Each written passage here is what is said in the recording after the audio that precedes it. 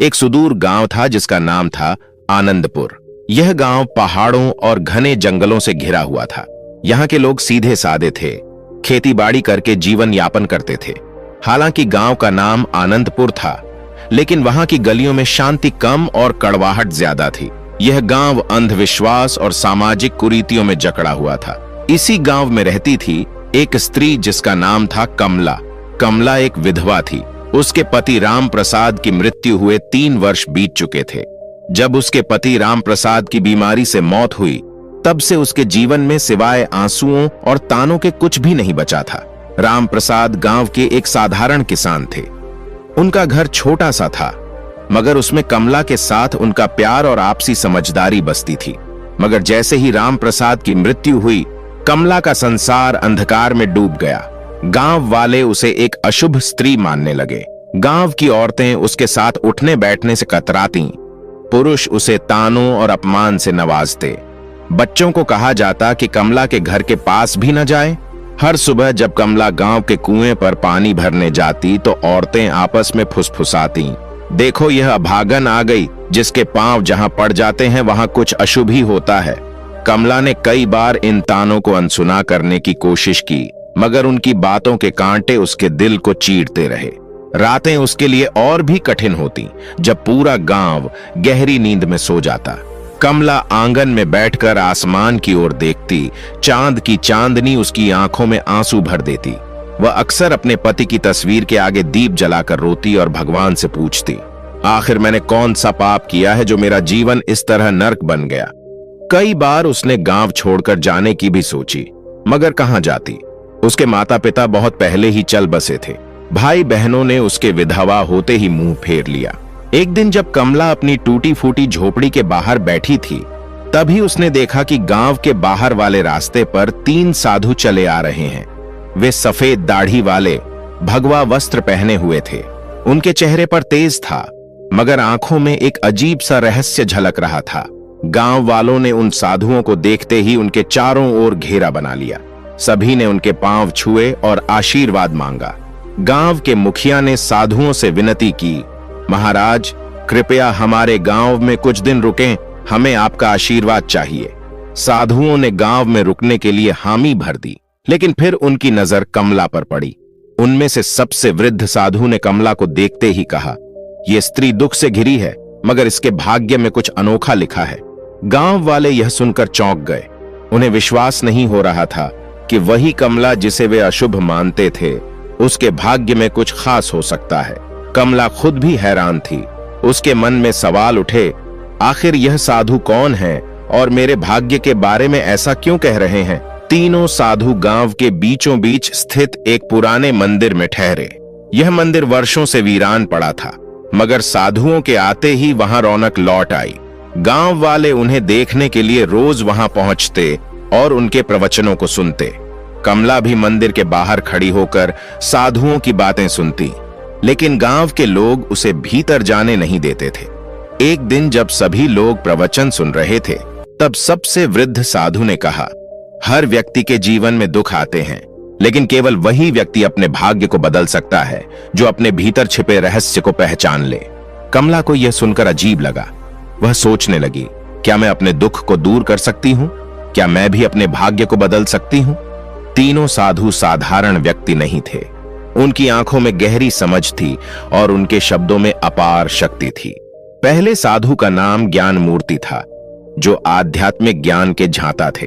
उनका कहना था कि दुनिया में कोई भी दुख तब तक समाप्त नहीं हो सकता जब तक मनुष्य स्वयं को नहीं पहचान लेता।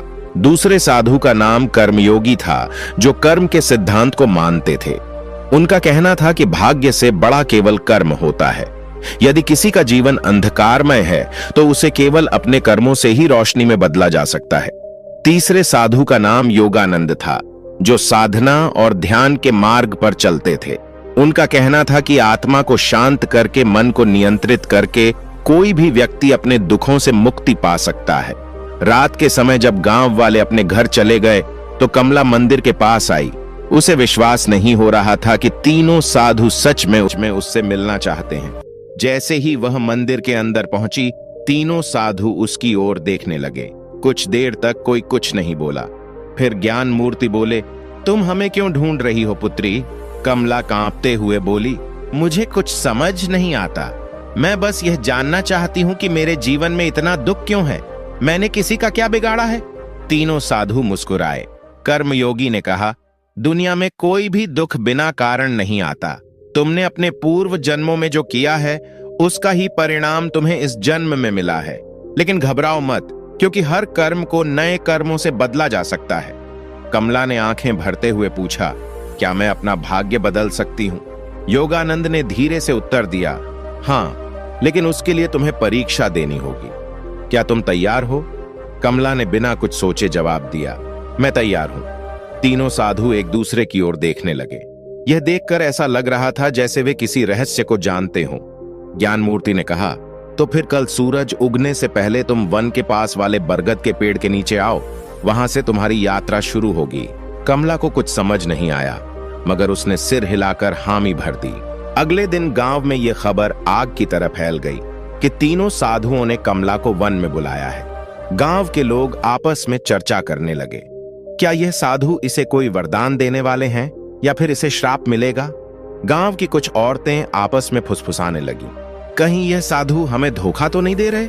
लेकिन कमला को इन बातों से कोई फर्क नहीं पड़ा। उसे केवल इस बात की चिंता थी कि आखिर वन में उसके साथ क्या होने वाला है। उस रात कमला सो नहीं सकी। वह बार बार सोच रही थी, क्या सच में कोई मेरी मदद कर सकता है या यह भी सिर्फ एक और छलावा है? लेकिन अब वह ठान चुकी थी कि चाहे कुछ भी हो जाए, वह अगले दिन सूरज उगने से पहले वन के पास जाएगी। वे गहरी तपस्या में लीन थे। उनके चारों ओर एक अद्भुत शांति फैली हुई थी। कमला ने हाथ जोड़कर प्रणाम किया और कहा, मैं आ गई हूं महाराज, अब मुझे बताइए कि मेरी परीक्षा क्या है? ज्ञान मूर्ति ने आंखें खोली और बोले, यह संसार एक भ्रम है पुत्री। जो इसे समझ लेता है वही अपने भाग्य को बदल सकता है। लेकिन इससे पहले कि हम तुम्हें ज्ञान दें, तुम्हें अपनी परीक्षा देनी होगी। कर्मयोगी ने कहा, हम तुम्हें इस वन में छोड़ रहे हैं। तुम्हें रात भर अकेले यहीं रहना होगा। यह वन बहुत रहस्यमयी है। यहाँ जंगली जानवर भी हैं और अदृश्य शक्तियां भी। लेकिन अगर तुमने अपना डर छोड़ दिया तो तुम पहली परीक्षा पास कर जाओगी। कमला को यह सुनकर झटका लगा। रात भर अकेले वन में? वह डर गई थी, लेकिन उसने अपने भीतर हिम्मत जुटाई और कहा, मैं तैयार हूं। तीनों साधु मुस्कुराए और बोले, हम कल सुबह सूरज उगने के बाद यहां आएंगे। तब तक तुम्हें अकेले रहना होगा।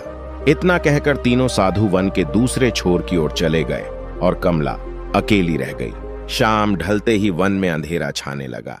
चारों ओर अजीब अजीब सी आवाजें आने लगीं। दूर किसी पेड़ पर उल्लू बोल रहा था। झाड़ियों में कुछ सरसराने की आवाजें आ रही थीं। कमला ने अपने दिल को संभाला और एक पेड़ के नीचे बैठ गई। अचानक उसे लगा कि कोई परछाई उसकी ओर बढ़ रही है।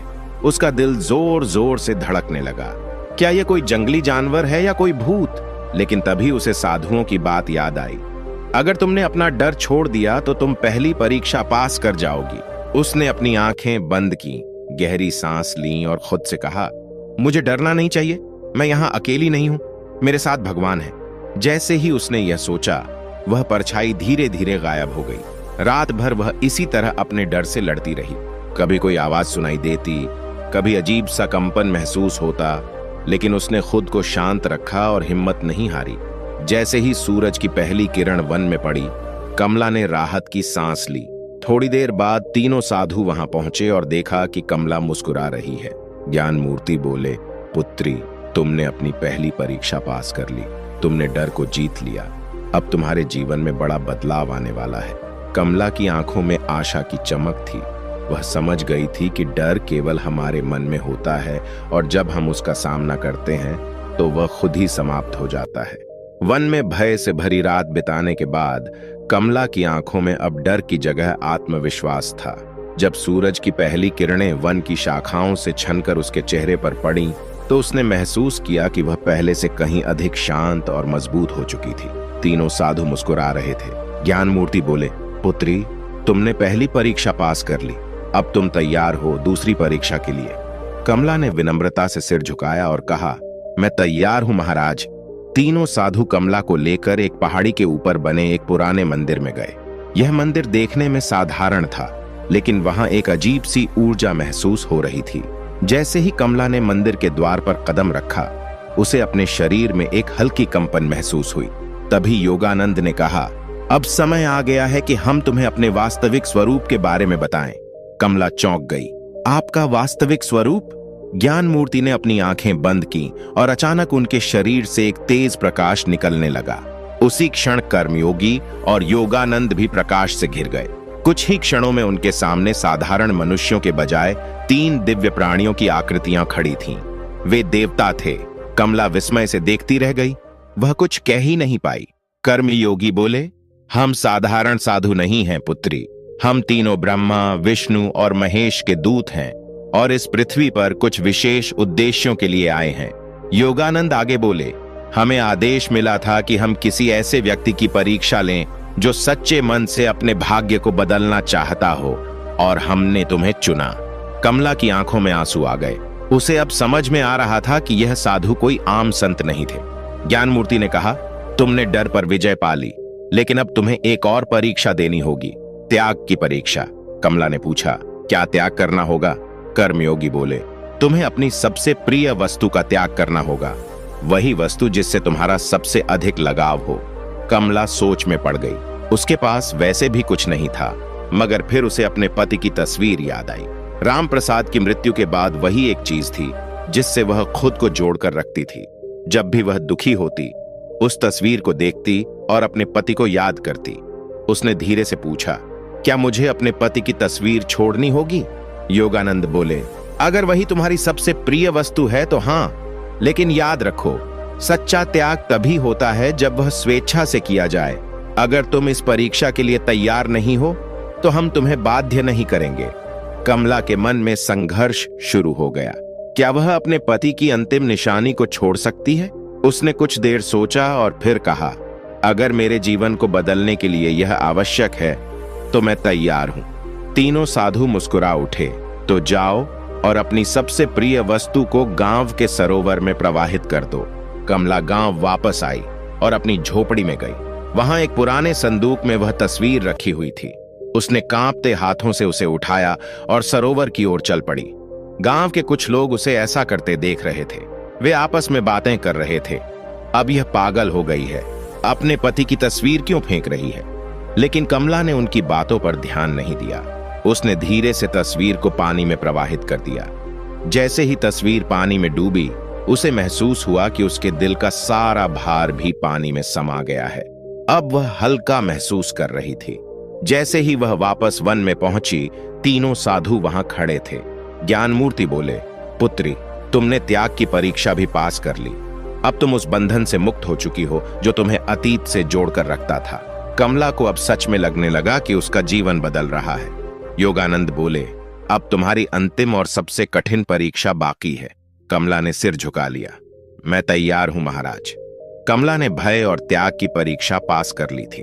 अब वह पहले से कहीं अधिक मजबूत और आत्मविश्वासी महसूस कर रही थी। लेकिन उसे नहीं पता था कि उसकी सबसे कठिन परीक्षा अभी बाकी थी। तीनों साधु मंदिर के भीतर खड़े थे। जब कमला वहां पहुंची तो ज्ञान मूर्ति ने गंभीर स्वर में कहा, पुत्री, अब तुम्हारी अंतिम परीक्षा का समय आ गया है। कमला ने सिर झुकाकर कहा, मैं तैयार हूं महाराज। योगानंद बोले, यह परीक्षा तुम्हारी आत्मा की परीक्षा है। तुम्हें यह सिद्ध करना होगा कि तुम केवल अपने लिए नहीं बल्कि दूसरों के लिए भी जी सकती हो। कमला ने आश्चर्य से पूछा, मुझे क्या करना होगा? कर्मयोगी ने कहा, गांव में एक वृद्ध महिला रहती है जिसका कोई सहारा नहीं है। वह भूखी और बीमार है। तुम्हें अपना सारा भोजन और अपनी झोपड़ी उसे देनी होगी और फिर तुम्हें वन में जाकर 7 दिन तक ध्यान करना होगा, बिना भोजन और पानी के। यह सुनकर कमला स्तब्ध रह गई। अपना घर और भोजन छोड़ दूं और फिर 7 दिन बिना कुछ खाए पिए ध्यान करूं? यह परीक्षा किसी भी अन्य परीक्षा से अधिक कठिन थी। कमला की आंखों के सामने उसकी झोपड़ी का दृश्य आ गया। यह घर उसका अंतिम सहारा था। अगर उसने इसे छोड़ दिया तो वह कहां जाएगी? लेकिन फिर उसे साधुओं की बातें याद आईं। अगर तुमने यह परीक्षा पास कर ली तो तुम्हारा जीवन पूरी तरह बदल जाएगा। कमला ने अपने भीतर झांका और फैसला किया, ठीक है महाराज, मैं यह करने के लिए तैयार हूं। कमला गांव लौटी और अपनी झोपड़ी उस वृद्ध महिला को दे दी। उसने अपने बचे खुचे भोजन को भी उसे सौंप दिया। गांव के लोग यह देखकर हैरान थे। यह क्या कर रही है? अपना सब कुछ क्यों छोड़ रही है? लेकिन कमला ने किसी की बातों पर ध्यान नहीं दिया। वह सीधा वन की ओर बढ़ गई, जहां उसे 7 दिन तक ध्यान करना था। पहला दिन बीता और कमला को बहुत भूख लगी, लेकिन उसने अपनी चेतना को भटकने नहीं दिया। उसने अपनी आंखें बंद की और साधुओं के दिए हुए मंत्रों का जाप करने लगी। दूसरे दिन उसे प्यास ने सताना शुरू किया, लेकिन उसने पानी की इच्छा को भी त्याग दिया और ध्यान में लगी रही। तीसरे दिन उसके शरीर में कमजोरी आने लगी, लेकिन उसने हार नहीं मानी। चौथे दिन उसे लगा कि वह अब और नहीं सह पाएगी, लेकिन तभी उसे साधुओं की बातें याद आईं। सच्ची शक्ति शरीर में नहीं, मन में होती है। पांचवें और छठे दिन वह पूरी तरह ध्यान में डूब गई थी। अब उसे भूख प्यास महसूस ही नहीं हो रही थी। सातवें दिन जब सूरज उगा तो कुछ अद्भुत हुआ। कमला की आत्मा एक नई ऊर्जा से भर गई थी। उसे महसूस हो रहा था जैसे वह एक साधारण स्त्री नहीं रही, बल्कि एक दिव्य शक्ति से जुड़ चुकी है। जब 7वां दिन पूरा हुआ तो तीनों साधु उसके सामने प्रकट हुए। ज्ञानमूर्ति बोले, पुत्री, तुमने अपनी अंतिम परीक्षा भी पास कर ली। अब तुम केवल एक साधारण विधवा नहीं हो, बल्कि एक सशक्त आत्मा बन चुकी हो। कर्मयोगी बोले, तुम्हारे भीतर अब वह शक्ति आ गई है जिससे तुम न केवल अपना बल्कि दूसरों का भी भाग्य बदल सकती हो। योगानंद ने अपने हाथ उठाए और कहा, तुम्हें आशीर्वाद देते हैं कि अब से तुम्हारी जिंदगी सुख, शांति और सम्मान से भरी होगी। कमला के चारों ओर एक सुनहरी रोशनी फैल गई। उसने आंखें बंद कर लीं और जब खोलीं तो वह पहले से कहीं अधिक शांत, मजबूत और तेजस्वी महसूस कर रही थी। जब कमला गांव लौटी तो गांव वाले उसे देखकर चौंक गए। अब वह कोई दुखी विधवा नहीं थी। उसके चेहरे पर दिव्यता थी, उसकी आंखों में आत्मविश्वास था। गांव के लोगों ने उसे पहले तिरस्कृत किया था, लेकिन अब वे उसके पास आकर उसके चरण छूने लगे। मां, हमें क्षमा करो, हमने तुम्हारा अपमान किया था, लेकिन अब हमें समझ आ गया कि तुम कोई साधारण स्त्री नहीं हो। कमला मुस्कुराई और कहा, सच्ची शक्ति बाहर नहीं, हमारे भीतर होती है। जब हम अपने डर, अपने मोह और अपने अहंकार को त्याग देते हैं, तभी हम असली शक्ति को प्राप्त कर सकते हैं। गांव वालों ने उसे गांव की सम्माननीय महिला घोषित कर दिया। अब वह पूरे गांव की मार्गदर्शक बन गई थी।